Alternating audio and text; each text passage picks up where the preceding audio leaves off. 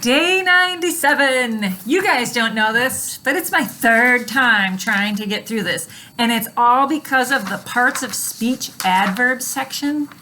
Hopefully I can get through it this time because I'm really getting tired of doing these same sentences for punctuation. Anyways, capitalization on your own. Check your answers at the end. Punctuation during the winter months. Jason and Julie's son delivers firewood in Anchorage, Alaska for extra money. All right, how are we going to punctuate that?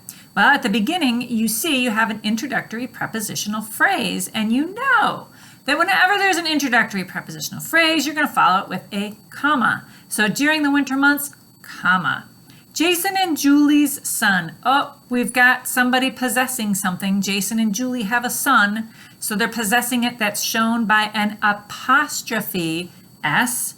Jason and Julie's son delivers firewood in Anchorage, comma, Alaska, comma, for extra money, period. The comma goes between Anchorage and Alaska because that's what you do with city and states.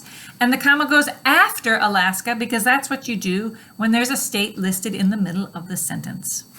What does that look like? It looks like this. So check your answer and make sure that that's what it looks like. All right, complete this analogy. If you saw the answer when I lifted that up, then you're good. This is a pretty easy one though. Prescription is to doctor as novel is to. All right, well, first you have to know what a prescription is. It's something that a doctor writes. If you went to the doctor and you were sick, you had strep throat, she would write a prescription for amoxicillin or something like that. All right, so if a prescription is something that a doctor writes, then a novel is something that an author writes. So the analogy completed is prescription is to doctor as novel is to author. Now, the adverbs. You've had this before, and we've referred to it. You had the exact same chart on day 38. And I remember in the day 38 video, I showed you how to take that information and make it into a chart. So refer back either to that video or to that worksheet, and hopefully you did it, because then this chart won't be quite so daunting. All right, so really what you need to pay attention to is right here, positive, comparative, superlative. After the word comparative, in parentheses, write the number 2, because you use a comparative adverb when you're comparing two things. And then after superlative, write the number 3, because you use the superlative form when you're comparing 3 or more things. All right? And then if you look here, it tells you when you use certain endings based on whether you have a 1-syllable adverb, a 2-syllable adverb, a 3-syllable adverb, or one of the irregular 1-syllable adverbs that change form. Okay? Bottom line is you need to be aware of this stuff because your computer, your grammar check, doesn't always catch it, and it's not always correct. So let's take a look here. Circle the correct form. Of the triplets, Shanna analyzes, would you say more thoroughly or most thoroughly? Well, looking at what we just learned, we know that a superlative form of the adverb is used for 3 or more things. So we're hoping that the word triplets triggers something in your brain. If there are triplets, how many children are there? There are 3.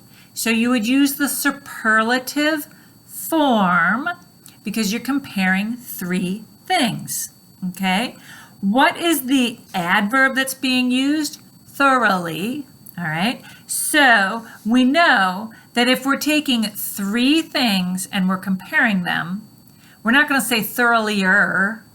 We would use more or most.